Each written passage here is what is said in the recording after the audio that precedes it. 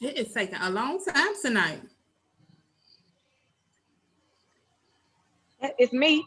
It's me. It's the system. It's just a little slow today, Okay. but it's live. It's just coming up on its own timing. All right, so let's dive right in. All right, welcome to another episode of Confessions and Conversations with your girl, your host with the most, your favorite chick to chit chat with, Ms. Mo. Tonight, joining us live from in town somewhere, looking fabulous as ever, we have Evangelist Stephanie Rowell. Yeah. Sis, I don't know, you might be froze though. You still there? Sorry, y'all. We having a little glitch in the system. Stephanie, you there? Yep, we lost her.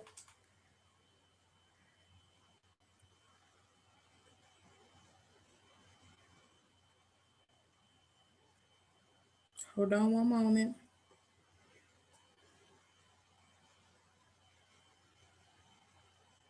Well, it's really interesting that we're having these little slight issues because she is out tonight, so the network may not be as strong to keep her on.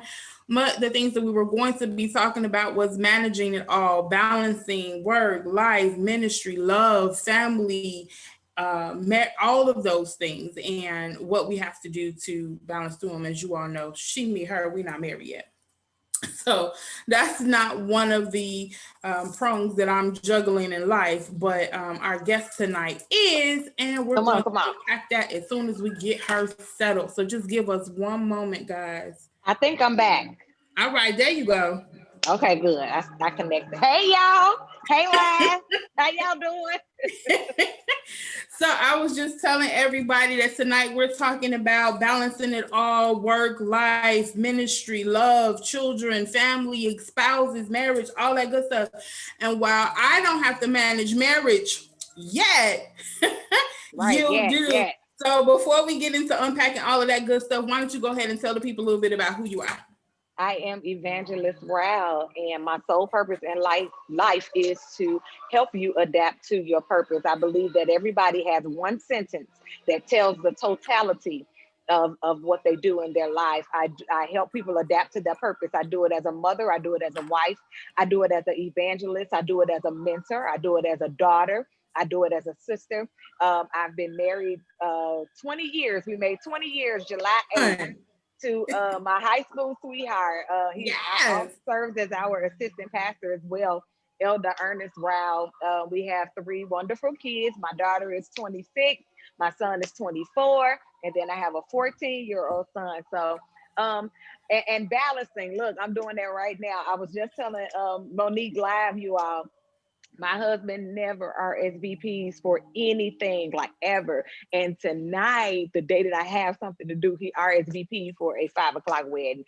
So I'm just trying, I'm balancing, okay? I had to be here and still do what I needed to do as a wife. But once I give my word, I'm there no matter where. So yeah, I love it. Because I told her when she got on, I'm like, wait, why you didn't tell me you had some? She's like, oh, we fine, girl, let's go. We're good. Let's go. That's how we got to do it. I met her. Where did we actually meet at the first time? I believe it was at my cousin's. Pastor Trina Davis had an event, and yeah, we met then. And it's been like we've known each other for years. I promise you. Yes, because you was teaching a workshop. Yes. Was it about? I know it had something to do with ministry, but didn't it tie into marriage some kind of way? Some type of way it was. I don't know, but it was good, and I was tuned in. And I think it may have been me and 1 or 2 other people in that particular class at that time. Mm-hmm. So I kind of had it all to myself. So I was digging in, probing, asking all kinds of questions. And once I meet people that will teach me, share with me, and impart their wisdom, like I stalk you, I lock you down, and we gonna connect, and we gonna do some stuff somewhere in life later on. And here we are.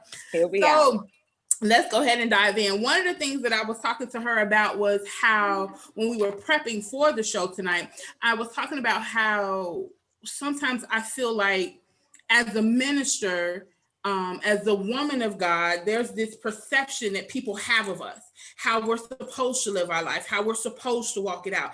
And it's almost as if they dehumanize us.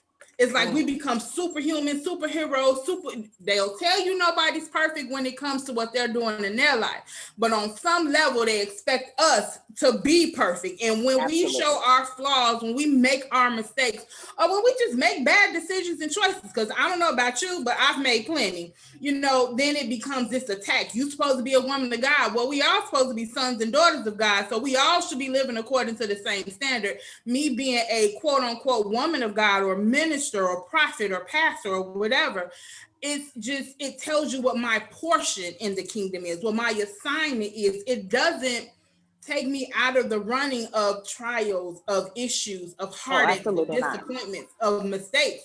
So what are some of the sacrifices you feel you've had to make to, in some kind of way, preserve your platform as a minister?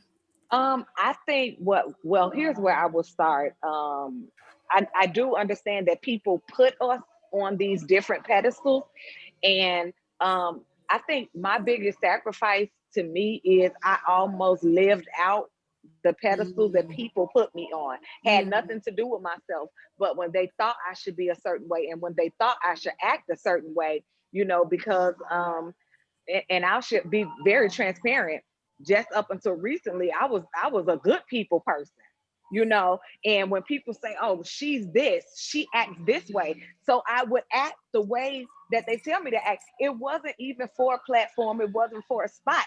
It was just that, oh, they see me up here, now I need to be up here. If they see me on up here, this high platform, I can't do nothing, to dim this light. And so it was almost like I wasn't human. I wasn't allowed to make mistakes. And that's not how we're built. That's not how we're made up. Sacrifices is definitely heartbreak, because the people that put you on those pedestals, they're usually the ones that kick the pedestals from up under you. Come on. So it's heartbreak. It's being broken. It's trying to master ministry when my home life is a mess. It's trying to master a mommy when my ministry life is a mess. It's trying to master being a wife when everything is falling apart. So sacrifices, you make tons of sacrifices. I always say, whenever I gotta speak, it is so funny because me and my husband, and we have like the worst argument. Before I have to preach, it'd be like a little nothing argument, but I'd be like, oh, I was really mad about that shoe right there, But it's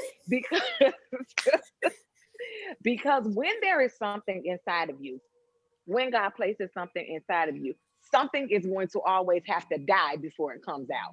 Okay. And within a sacrifice, that means something has to die. When I married my husband, I literally had to die to myself, right? And then I had to become a wife. So when people think about sacrifices, something always has to die. When they tell you in the Bible, they talks about bring an offering. That means that something on that altar has to die, right? And so that's what I look at as sacrifice. Every day we're working on this old body, we're trying to kill the flesh. Paul says, I die daily. It's a daily sacrifice. It's a daily sacrifice to be a wife. It's a daily sacrifice to be a mama. Because let me tell you the truth of the matter, I don't wake up every day and say I want to preach. I don't wake up every day and think and say, oh, I'm so glad I'm married today. You got them days. I don't wake up every day and just be like, oh God, I love my kids today. No, I don't do that. So you have your times to where you get deep in your feelings and you feel a certain way and you just got to push through. But every day is a sacrifice. Wow. Now you have a because you have a strong ministry with the women as well.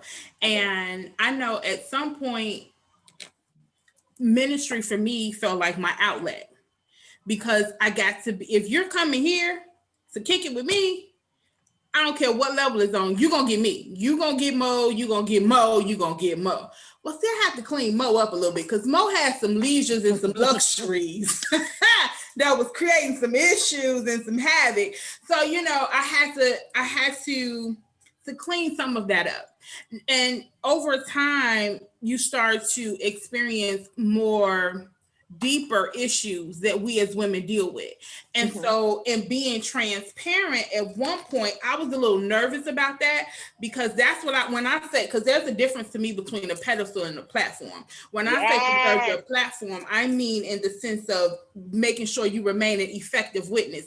Because, you know, somebody could see you eating a cheeseburger and be like, what you doing eating that? You know what I'm saying? You sitting here talking about being healthy. Well, I had a moment where I didn't care about the 5 pounds this cheeseburger was going to put on him. Mind your business. Why you eating that pork chop? You know, we're not supposed to be eating swine. And, you know, it be little stuff. And it's like literally people can see you out in certain places or with certain people or doing certain things that really aren't bad things. It's just they put you on this pedestal. What they perceive, because they put you on the pedestal, it starts to affect your platform. And I don't mean that in some high-hearty way. I mean, this platform is my assignment. Yes, and this is where I'm supposed to release my measure of Christ. And so depending on how I'm living my life may affect that. This is why you hear stuff about pastors or preachers doing stuff and they get in the news and they be like, oh, see, I told you, them church folks this, them church folks that. And, you know, what happens is they turn their back on God. They don't, you know, just be he, she, they had their moment or whatever the case be. They're human. But it's like when it's you, I'm human. I make mistakes. But when it's them, that's what it is. But when it's you, it's like, no, you supposed to know better. And don't be no prophet because you ain't see this coming. Ooh, come on. They get you with that, don't they? You're like, no, I ain't see it coming. Or maybe I did and thought I was going to be able to dodge it when it got up close. I don't really know. I didn't hop quick enough because I ate that cheeseburger last time. But at one point, ministry for me also became an outlet. But at another time, ministry it felt like work. It felt like a chore, and it felt like something I had to do, and it was no longer something I enjoyed doing. And I took like 2 years off from just fellowshipping with any ministry on any level, you know. And I know I'm not the only person in the world that's felt that way, but has ministry ever felt like work? It's a weight. Ministry is a weight. Yeah. It's a weight. It's heavy. It is. It's work. And you don't feel like it's a regular job. You don't feel like going to work every day. But what drives me is purpose. It's not so much as ministry, it's my assignment. See, it's not so much as what I'm doing that moves me as much as what I'm called to do. Because the truth of the matter is, I don't know what's going to happen in transition. I only know that I'm called to a certain thing. There are some people, and I want you to hear me when I say this, because this is going to free some people, that only need to know Evangelist Rowell. Everybody can't handle Stephanie. Okay? I don't care who you are. You are more relaxed with some people and you're more cautious with other people. I prefer Evangelist Rowell everywhere I go, and I'm going to tell you why. I don't have time for you pointing out what I did when it's time for me to minister, when it's time for me to prophesy, when it's time for me to lay hands, when it's time for me to give you a word. I do not want you remembering that we gossiped last night. I don't want that on your head. So in order for me to keep my witness clean, you have to stay one way across the board. Now, listen to me. That does not mean that when I get home, my husband ain't got to call me evangelist. My kids don't have to. It's not like that. I'm saying when I'm outside of my house, when it's ministry, it's ministry. Whatever else Stephanie doing, you can believe it's at home. In the comfort of my own home. And sometimes it's not what we do that kills our witness, it's how we do it. Some of us have just gotten a little bit too flamboyant in what we do. When what I do causes you to stumble, I don't have any business doing it in front of you, period. Even the Bible don't say I can't do that, I can do that. No. But see, to whom much is given, much is required. Well, come on, preach today. And there is a different level of weight that comes with our assignment. And let me just tell you the truth. We don't really have no business doing a lot of stuff. We ain't got no business doing a lot of stuff. Trust me, wherever the crowd go, I'm going the opposite way. Girl, I I don't don't want no like crowds. messy I'm stuff. claustrophobic. I ain't got time to be in the midst of all these people. Listen here. Yeah, because see, our flesh is weak, and that's everybody's flesh. The devil ain't gonna tempt you with nothing you don't like. And so if you know you are a drinker, if you know, you probably ain't got no business at the bar. And I'll go as far as to say this, not because of your witness, because of what's on the inside of you, Because of your struggle. because of your struggle.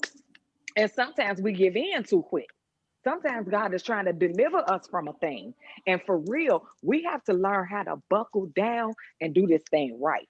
But everybody should not have an all access granted to you.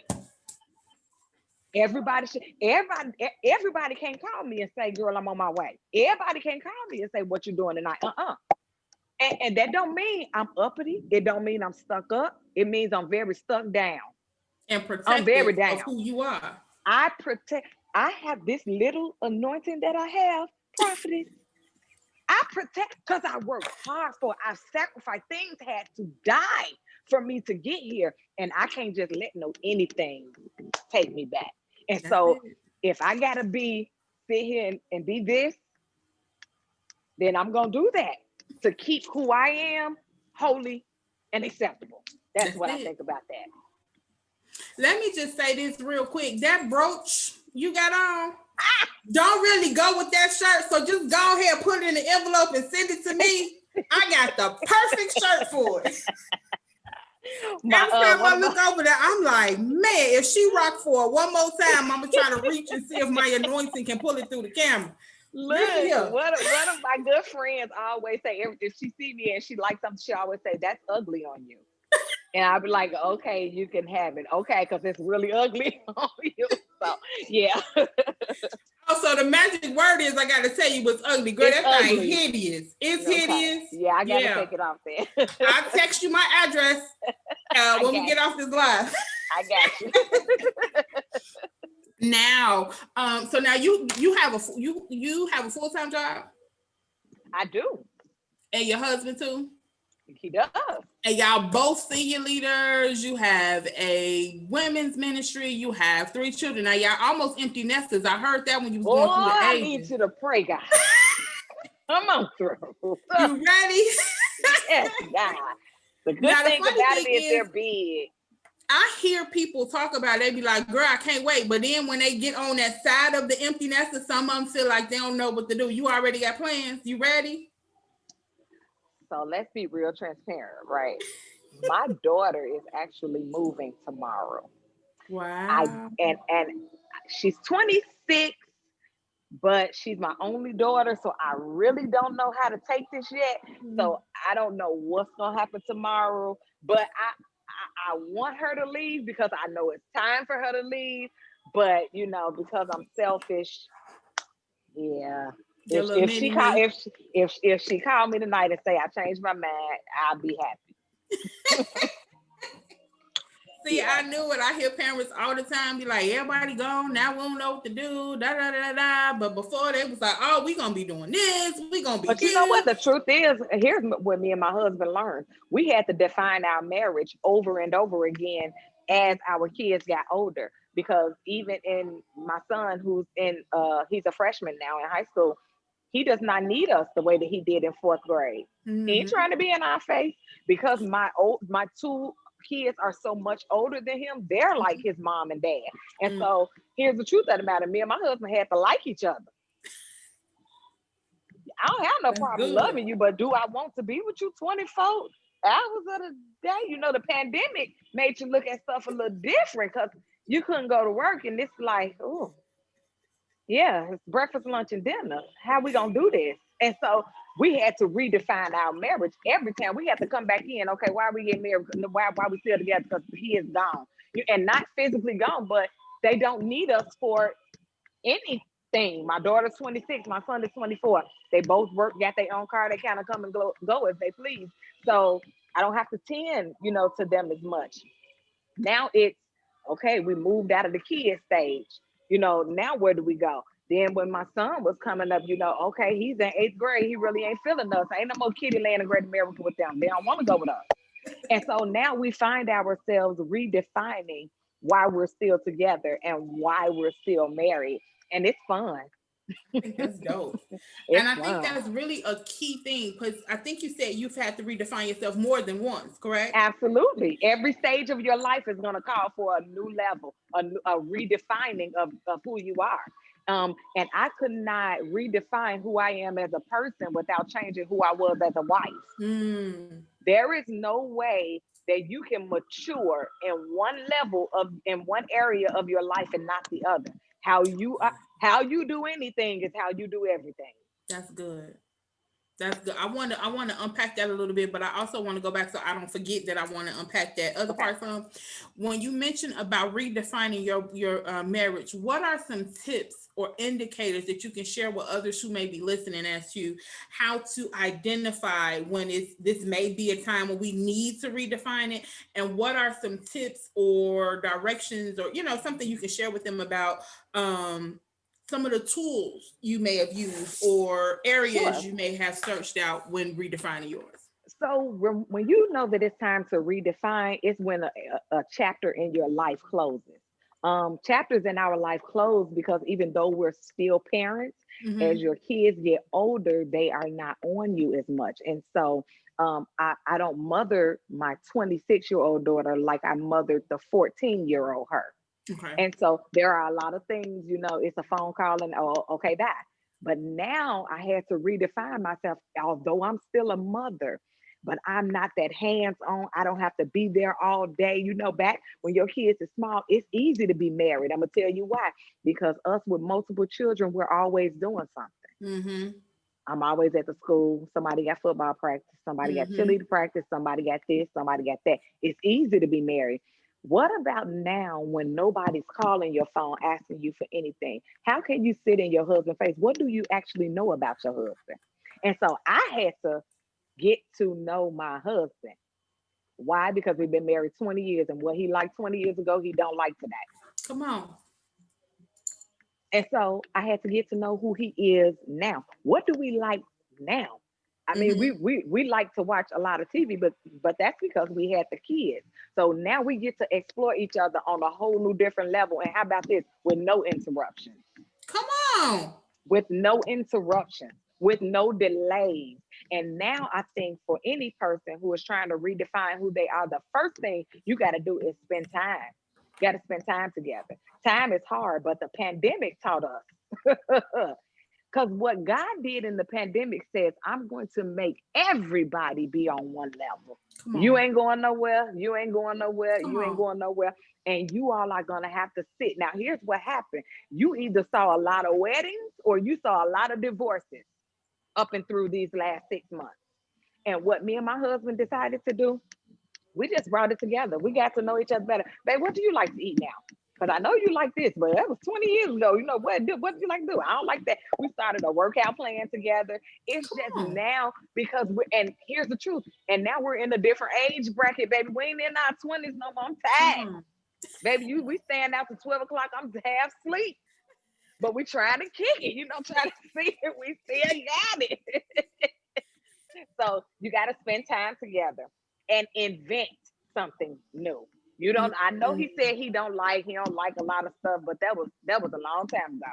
It's a redefining moment in your life, and then when you emerge, when he see you do something different, it always spikes something in them to follow suit. Wow. And that kind of leads into the second part that I wanted to unpack with you was how unpacking in one area, how you, I'm not unpacking, how redefining yourself in one area means redefining yourself in others, because you just mentioned how you were redefining yourself as a wife, you were redefining yourself as a mother, and Mhm. even in redefining yourself as a woman, what are some new things that you discovered about Stephanie outside of Mrs. Rowell or You know Evangelist or what? Mama? That I wasn't as needy as I thought I was. Mm, When and I'm gonna always probably keep going back to the pandemic because the pandemic is really what made me sit down and study me. mm-hmm. Number one, I can do it by myself. all of 2020, say that I can do it by myself. I don't. A lot of this help that I thought I needed, I did not need. If I actually took the time, to research, to do it, I can do it myself. My redefining moment was just when the world stopped and I had to keep going. Come on. When the world stopped, I had to keep going. I got in touch with myself. I pampered myself. There was times when I would wait on my husband, and be like, okay, I want to get pampered. I do, and my husband usually gives me money, and I do whatever I want to do. But then I like doing it myself. Like I like going to get, to the spa to get me a massage myself. It's redefining. It's now what makes you happy. A lot of us women are in a lot of turmoil in our life because, for real, we don't know who we are. We have an identity crisis. Whenever you don't know who you are, you start doing too much of everything and nothing gets accomplished. And so in this season of my life, I made it a point to finish. A lot of times, especially for me in a transparent moment, I was always known as the girl who never finished. I had an idea for everything you can name, but I never finished. And this pandemic taught me to finish, and not just finish strong and complete a thing. And so that's what I want to encourage you guys today. If you're trying to redefine yourself, if you're trying to figure out who you are now, go back and complete some things in your life that you left open. Go write the book. Go do it, because a lot of us have a story to tell. And because it's locked up on the inside of us and we don't release it, it plays out in our lives in too many different negative ways. So yeah, I definitely think spending time getting to know who you are and figure out what you like by trying things you said you'll never do. That's so much fun in that. It's so much fun. We get the, oh, I don't like it. Try it. Let's see why you don't like it, and let's see how we can improve it. Now that's something I was going to ask you, because you said you realized that there were a lot of things that you were the one who didn't finish things. Did you ever find out like what was in the way of you completing a lot of stuff? Because I did a little exercise where I was looking for something one day to get some information to somebody, and it made me go searching through some of my junk drives. I had so much stuff. I say, God, all I do is start stuff. I ain't finished.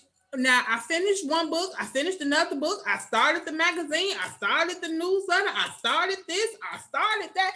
I was like, but baby, life came as this little, it wasn't even a distraction. It just got my attention. And it was like, oh, what was I doing over here? Oh, let me start something else, because I don't remember what that was. And I watched how, for me, that created a fear. It was like, because did I stop these things because I was afraid they weren't going to, that I was going to fail? I really was one who for a long time struggled with feeling inadequate and insufficient. And we did a whole session on that on this other show that I do weekly called In My Feelings.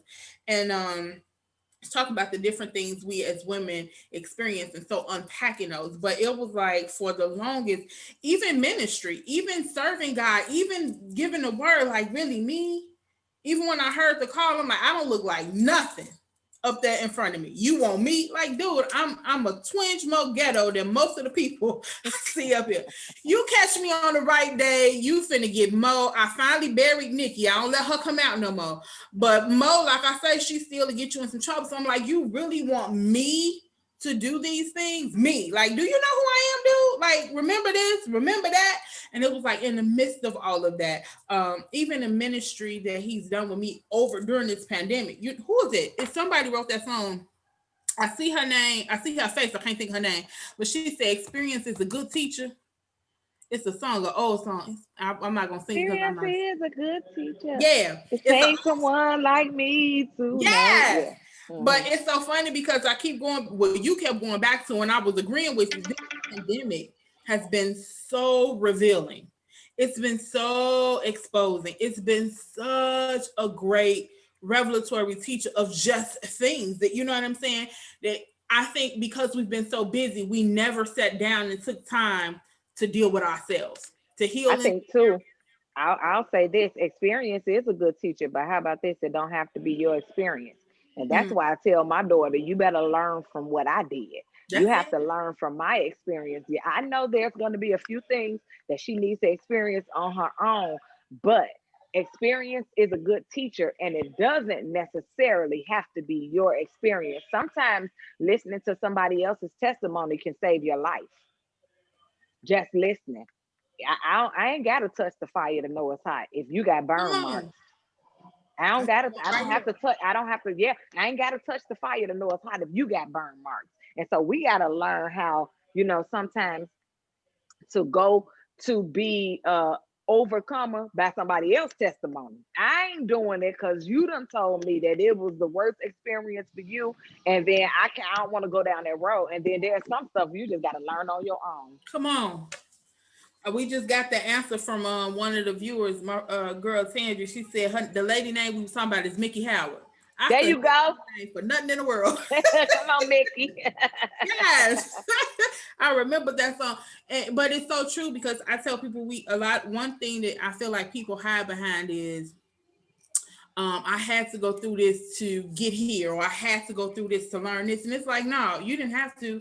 That was the route you chose. And since you went down that way, God said, I'm going to use this to teach you. I'm going to use this to get your attention. But you could have literally just sat and been in tune and communing with God in your own way. And you could have just heard what to do. You could have been led by his spirit in what to do. You don't have to go through hell to know it's real. Or Come to trust on. God. It's like, ain't no sunshine. What's the thing? Like, I wouldn't appreciate sunshine if there was no rain. I would. All you got to do is enjoy what it provides. Now, I know rain has its purpose, but I don't need it to rain for me to be glad that the sun is shining. All you have to do is honor what the sun provides, embrace it. And so when the clouds come out, you like, hold on, no. You may have a purpose, but I like the sun better. Yeah. Do what you got to do so the sun can come on back. I don't need you to appreciate So the appreciate. sunshine. Yeah. Bad to make me love good. I don't need to be cursed, hurt, and broken to appreciate being blessed, favored. You know what I'm saying? And those type of things. We can simply rest in these things that we're given. It's a lot of the stuff we go through because of the decisions we make. But because God loves us, I'm not gonna let nothing be wasted in your life. I'm gonna use it to teach you some things that hopefully you won't come back here again. Because sometimes people, if you stick that fork in that socket, boo-boo, it's gonna shock you. But kids be Yeah, like, you know what you're talking about, let me see. Now they shocked. And it's like, I you told you. know, I say this. 90% of our situations are from decisions that we make. 5% of our situations are from decisions that we fail to make. The other 5% of our situations are decisions that had absolutely nothing to do with us. And so we have to understand that there are consequences when we don't make a decision. Because when you don't make a decision, you've made a decision. You've literally made a decision not to make a decision. And so I definitely think that tools to being in tune with making the right decisions for the next step of your life is crucial. This is why I tell everybody, I don't care who you are, you need a mentor. You need somebody to pour into you. You need somebody somewhere got to be able to control you. They got to be able to say, you're going down the wrong way. Because it's just some people that's for real. You may ever met somebody that's uncontrollable, you can't tell them nothing ever. Like, I'm looking at this pen and this blue, and you want to be black so bad. No. So there's somebody that you got to listen to. There is somebody that needs to be able to pour into you and that can gain your attention and stop you before destruction comes. I think that's it. It's not necessarily they need to be able to control us. They need to be able to get our attention. Get our attention. What they have to say enough to, first of all, point me in the right direction. Look, boo-boo, this going to cost you everything you've been working for. This one step, this one move, this one decision, and you're going to have to start all over. If that process. Yeah. And I think when we get to that point where I know everything and can't nobody tell me nothing, nobody tell you in nothing. danger, Molly. You in danger. And you really need to come back because I just believe that this walk is a consistent journey. If we're always experiencing something, then we're always in a position to learn something new. Yes, I like that. Yourself off from that, then you've just stunted your growth. I can only do what I know to do. I can only teach what I know. So if I stop learning, I stop growing. If You I stop stop growing. growing, there's nothing else to come in for me. I don't have to get new clothes if I can still fit the same ones. But if I Come can on. grow, then I can get some new ones. Now, this ain't about weight. I'm just saying it was a good Yeah, example. yeah. You don't need to keep gaining weight. I need to lose. But I can't go buy no new smaller clothes until I get this weight off. You know what I'm saying? Because some weight Can't is do not it. weight that we supposed to be carrying. So you got to shed it. You know what I mean? So there has to be a change in order to bring in something new and different. Otherwise, you could just use what you already have. Oh, absolutely. As the world keeps getting crazier, you're gonna have to be wiser, more knowledgeable, and like you said, open to new things. There are so many things that we didn't like as a child that we shut off for life. And I think Yeah. people do that with their children. Oh, my kid didn't like this. Well, they got a whole new palette at this age. Reintroduce it. But it's like, no, they don't like. And so what happens is you limit them. You don't teach them to even try new things. And possibly because for a lot of us, when we get in those familiar settings, we Oh, get that's comfortable. familiarity. Familiarity will stunt your Yes. growth. Familiarity will stunt your growth every single time. And it keeps you stagnant. It keeps you stuck. Not saying that we don't have any good friends, but what I do know that we have been afraid, this generation, we are afraid to outgrow people. We think that's getting the big head. You know, we think that, but here is the truth of the matter. I'm rolling my eyes at you. Why? Because I'm there with you. Go ahead. Yeah, you know, and I'm just gonna go back to this. I probably can't get in the size 3 pants. Hmm. I I don't don't think think I don't think I'm better than people who wear a size 3. I just outgrew a 3. Hmm. Come And on. I gotta be okay when I go to another size. That don't mean I can't talk to nobody that wear a size 3. It Mm-hmm. just means I can't wear a size 3. Size 3 don't come past my ankle. And see what some of you all are doing that is listening to this live. Let me go ahead and let you know. See, the people that you used to hang with, that you used to talk to, see that their intelligence can't come past your ankle. And you're still reaching, you're still trying to figure out because you've outgrown them now. It's time for any place you want to go. You have to get around people who's doing it better than you. If you are the smartest person in your circle, you're in the wrong circle. I don't care what, I don't understand preachers who want to preach but don't listen to other preachers. I am a preacher. 90% of my day is spent listening to preachers, studying, writing stuff down because you want to perfect your craft, right? So I don't understand if people who don't, my friend said it last night, how you want to be a millionaire and your whole circle broke? Now, don't get me wrong. I'll come back and get the circle, but I at least got to go hang with somebody that make millions to show me how to do it. We are scared to outgrow people. We think outgrowing means you got to fall out with them. We got to half kill each other. I got to tell all the secrets that you ever told me. No, no, no, no, Oh, no. I can fall back without falling out. come on. I can fall back without falling. And I don't need no excuse. I ain't going to tell you every day I'm trying to do something different. Look, I need a little time. And respect that because my circle move with me. Come on. Listen, if I go to my circle, yeah, I'm trying to make some money. I don't know what to do. Then the conversations got to change. Come on. You know, we can't keep talking about McDonald's. We can't keep talking about $5. I want more out of life than that. And I keep saying 2020 because when I say death is running rampant in 2020, baby, folks dying. And I refuse to die full. I'm dying empty. Everything that I wanted to do, I don't care if it failed, I'm going to try. Come on. Because everything that I wanted to do, everything that I ever wanted to go, I'm going to do it. What I want to do is die empty. At my funeral, I want them to say, this lady did everything she said she was going to do. She did it. That's what I want to be said. I don't want my kids to have to, well, mama wanted this done, so we got to go on. And no, mama did it. Mama did it. Don't leave your burdens on everybody that's up under you. Don't do that. Let's get it together now. Let's get them finances in order. You're supposed to be preaching. Let's get this preaching in order. You're supposed to have a business. Let's get this business in order. We sitting idle too long. And when you sit idle too long, I put this on Facebook. Some of us are not inspired. We're just embarrassed because you knew that you should have done something. You are not inspired. You're not inspired. You just saw everybody else doing something. And because you knew you should have been doing something, you did not do it. And now you're watching your ideas play out right before your eyes. You are embarrassed. You are not inspired. So you just go come on here like that tonight? I'm just saying. Woo! Listen here.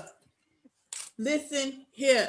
One of the things that I used to say is that I feel like people needed three people in it, three types of people in their life. Those that they can pour into, those their peers, those that they can relate to on different levels, and then those that pour into them. And way too often, those pouring in are the ones that are missing in your life. And it goes to the thing you said, if I'm the smartest person in my circle, then I'm in the wrong circle. We're doomed. We can only go as far as we know. There's nobody that any of us is connected to that knows more about some things, more about life, that's pouring into us. All we're doing is we're transferring water. You know what I'm saying? It's like the thing they used to talk about in the Baptist church. It's like y'all ain't doing nothing but trading the same $5, $50. Going back to every first Sunday, second Sunday, yeah. Yeah, you got one, you come to this one, you, and all y'all doing is passing around the same $500 to each church. Same money. Mm-hmm. All year, every year. We got to go to this one's cousin, and it's like, and that's what happens when it's just your peers, and then it's like it becomes competition because you want more, so you start to imagine yourself bigger and better than where you are, which is good, but then it makes you sometimes, for some folks, you start looking down on those that you're connected to. Like, I am better. I am, because you were the first one in the group that was like, something better got to be out here.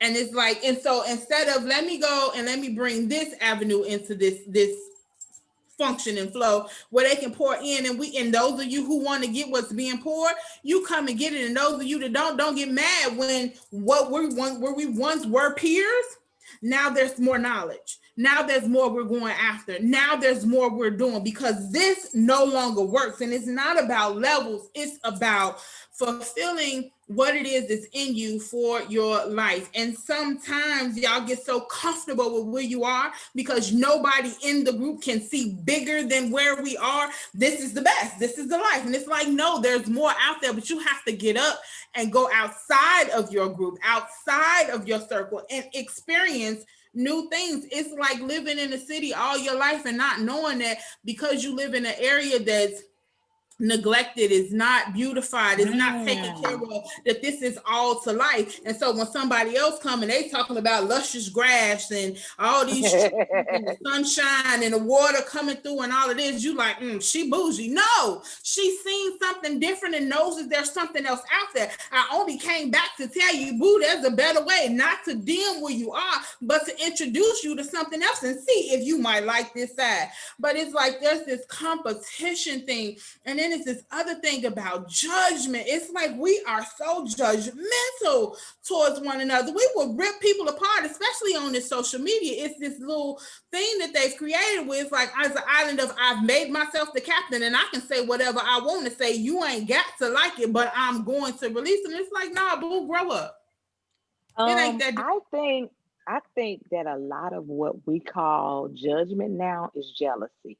And jealousy is just a lazy form. Look, jealousy is just a lazy form of love. Child, you want to love me.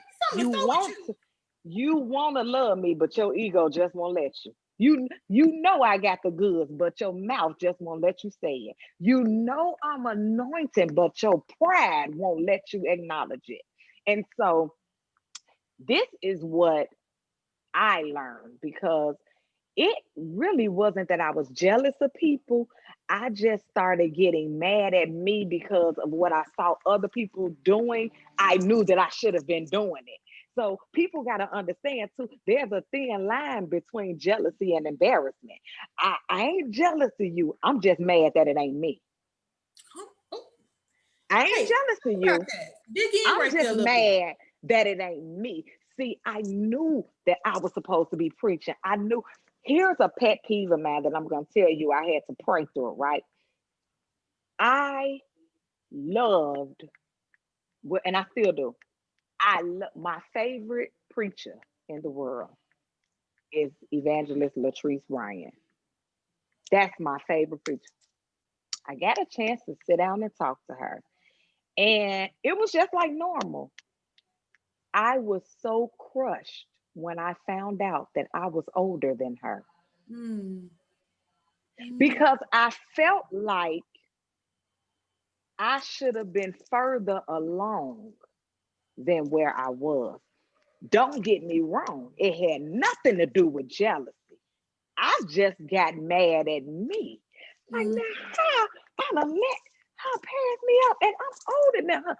It, listen to me. God has a funny way of humbling you because I kind of talked to her and she was like my what is it called? My distant mentor. Mm-hmm. And every time I would ask like a different person questions and I found myself liking them and being drawn to them, I found out that they were younger than me. Mm. And it was like the thorn in my side. God, you gonna let me meet everybody that I love someone? And they're gonna be, but it taught me how to be humble. And God says, because somebody is gonna look up to you and they gonna be older than you, and you gonna have to walk them through the same thing. So there, how I learned to deal with that, immediately get happy for people, and that's gonna break the spirit of jealousy. Immediately start overly congratulating people without being sarcastic, Mm-hmm. without cracking a joke. And that's going to kill that competition demon. That's going to kill that jealousy demon. When somebody do something, I'm so used to be like, oh, that's good. Oh, what? For real? We can talk details later. Because when you tell me something, the first reaction that you give me is negative. I ain't telling you nothing else. Come on. Come And on. so we stunt our growth by talking too much sometimes. Sometimes your negative, sometimes that is not needed right there. Congratulate and let's talk later. Congratulate and we can talk, we can work out the details later.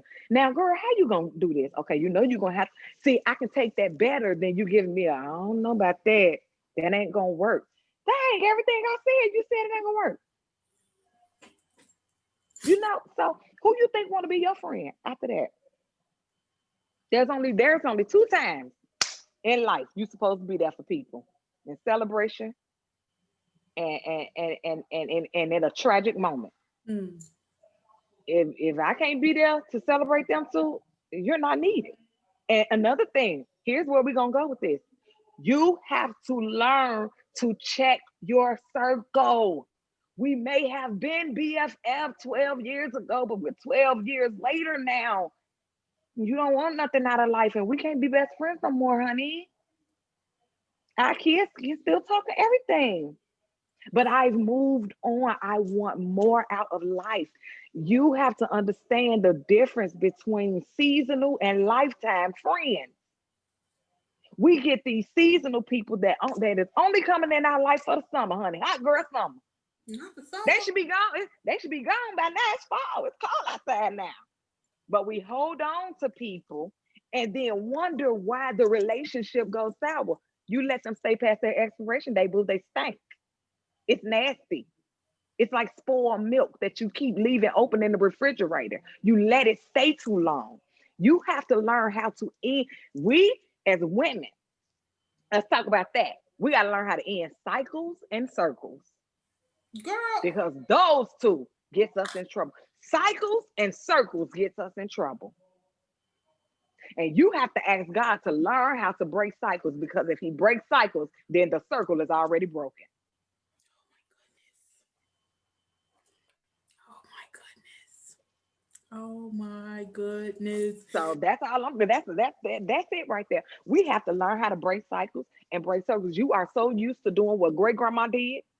You so used to doing what grandma did. You so used to doing what mama did. And great grandma, grandma, and mama, none of them had a husband. But they gonna tell you how to keep urine.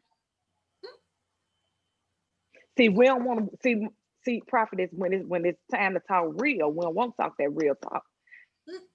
We don't want to do that. I can't stand an entire generation of unmarried women that's gonna tell me how to keep my husband. I'm not listening to you. Mm. I don't know who on here that's contemplating marriage. I don't know if you are married. Get you some married friends. I'm not telling you not to talk to no single people. That ain't what I'm saying. Get you some married friends. You better get somebody that's gonna bounce some ideas off you. Me and my sister and her husband, we come over every week, honey. I be like, let me tell y'all what he did. I do that because it gets a whole nother perspective. When somebody could say, yeah, Stephanie, but that was wrong. It make me look at myself and be like, okay, I did, and I did do too much. And it keeps everything on the surface. I ain't mad about nothing for 6 months. I ain't going off on you for something you did in 2018. We talking about it now. And so when you have a generation of family who is not used to certain things and you're trying to break loose of that generational curse, it's going to be hard because your great granny, your granny, and your mama not gonna understand why you're not taking advice from them. When everybody else go out, you probably can't go. When everybody else is ordering out, see my husband like that kitchen food. Well, now we can go out every now and then, but that kitchen food, that's gonna do it. You got to learn how to cook and clean up. Cause one day I tell everybody, look, that bedroom door gotta come open. Mm. And if you don't know nothing but hamburger helper, I don't know what to tell you. Take some cooking classes. You gotta do something. They out here, and now you can do them virtually. But a lot of the things that are considered traditional in marriage, I I see that there are some women who struggle with those things. Mm. Um, and there was this young lady on my page. She had put up this. Shrew, this thing felt like it was 3 paragraphs long, but she was talking about if you're not ready to this, if you can't do this, if you're not willing to this, it was a laundry list of stuff. She was like, "You're not ready to be married." And it was some of the what I would think would be basic things, but then to see how many women struggle with basic things and doing something. So I did a series called about the Black woman. We had 2 all-male panels and 2 all-ladies panels. And in the last all-male panel, one of the things that they were saying was how they feel like women are winning now in business and entrepreneurship financially. They doing great. He was saying, but they were saying how the women that they've been experiencing, seeing, meeting, and knowing and stuff like that, they are starting to slack when it comes to caring for their family. I was like, what women y'all hanging with? Because none of my friends move like this. Some of them, I'll be like, good God, y'all go Google out over these kids and they grown or they ain't grown. So, I was like, I don't know where y'all meeting these women at. But then it was so funny because the next day when I was rewatching it, because I always rewatch my shows and I pray and I ask God what was actually revealed, what actually took place here. And he took me back and he started showing me instances where you really pay attention to people on these social platforms. You're not hearing them talk about family. You're not hearing them talk about their children. And I understand that protecting your children from, out here, because there's a lot of stuff going on social media. But their mindset is never speaking towards family. Even think like I'm a wife and this or my husband that. You know how people I see you post. I can't remember what you said about your husband the day I was in the car. You took a picture. You said I'm his something. Oh, I'm his wildest dream. Yeah. So you don't see a lot of them with that, and it's like you don't see people speaking, not all, but you don't see a lot of, I would say, the younger women speaking well, that's because about too, that. prophetess, we have a problem with submission. See, we think That's what they said. when we get to a certain point in life that when you make a lot of money and you can buy your own clothes and buy your own car, and I don't gotta listen to you. That's not Bible. If here's what I want to say. Submission does not mean that my husband gets to come home every day and tell me what to do. That is not submission. Submission means that I respect the God-given authority on my husband's life for this family. I submit to the mission of the house.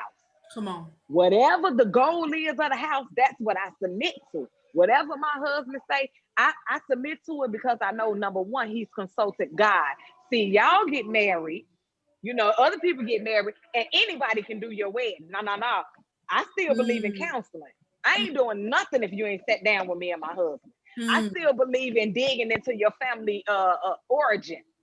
Did your mama stay married? Did your daddy stay married? How are the marriages built in your family? Because for real, that's your blueprint. That's what you got to go off of. And we have a problem with submission. We think submission is you got to sit down and do nothing and just do what they tell you. No, that's not it. It's not it. And know where your power is. My husband is the head of the house, and I respect him. But you know what he says? I respect my wife because she can lead, but she let me do it. That's good. When she has the ability to lead, she still allows me to do my job. Do you know how hard it is trying to go to another level in God and you haven't went to a deeper level in your house? God ain't taking you higher in him, and you ain't went lower with your husband. See, cooking and cleaning, you got that beat, right? What about when your husband tell you something about yourself that you really don't like? Or tell you something about yourself that you really ain't doing? Or says something about you that he don't like? Can you take that? Can you submit to that? Because you got to submit to that before you submit over here. I'm tired of seeing people be at church all day. I'm glad that they ain't saying I'm glad the church is closed down. But you'll listen to your pastor before you listen to you will submit to your pastor, and your husband can't tell you nothing. That's sad. That's sad. They can tell you what color to put on in the choir stand, and your husband can't get you to cook nothing in the kitchen. That's a shame. It's a shame. And we really think we're doing something because we're independent. I tell the single people all the time, don't no man want to be nowhere where you make him feel like you don't want him. Can I take out the garbage? Yes, but I got a husband. Can I put gas in the car? Why should I? I got a big old husband. So there are some things that I still leave open for him to do because I still want that tone set. I still want that tone set. And so we got to learn that when you get married, you're the fragrance of the house. You set the tone. I tell my husband all the time, if all your friends come over here, if I don't speak to them, they're going to feel unwelcome because I set the tone. I'm the fragrance of the house. If it don't smell happy, people are going to know it. And so you got to learn, what tone do you want your house in? You want your house to be mad all the time? My kids can tell when I wake up with attitude. They can tell when something off. Because you know your attitude be known. I don't feel like it today. You know, it's going to be one of the days. They can tell. You got to learn how to set the tone for your house and know that marriage is not a ball and chain. It's a ball of fun if you make it. Come on. But if you let it, but it's not a ball and chain. It's not to sit you down. It's not to. Me and my husband have to learn how to build together. That's because you can't understand what's going on in your marriage because you're trying to do one thing and what have y'all talked about? What have y'all discussed? When are y'all gonna come together? So yeah, I'm off subject, but I just need to drop. No, you're not. You're right where you need to be. I just have to look over here because I'll be watching the comments and stuff that be going on my iPad or whatever, and then I peep the time. So I know you out, and I really appreciate you committing to being here and pushing. We had a little issue in the beginning with our little networking or whatever, but we pushed on. God opened that thing up. What is something you would like to share with women today, with where we are today as a goodness gracious, my words are gone and I'm wordy as all get out. Where we are as women, like today's woman, what would you want to share with her with regards to balancing all that she is and still managing to take care of herself as much and as well as she does others? This is going to sound real strange, but my encouraging word tonight is go back and get the little girl. A lot of us, we're doing well, but we are not doing as well as we should be because the little girl in us is still broken. Sometimes we need to go back. I remember a Bible story, and then I'm gone. But you know, I got to do Bible. Do you, boo?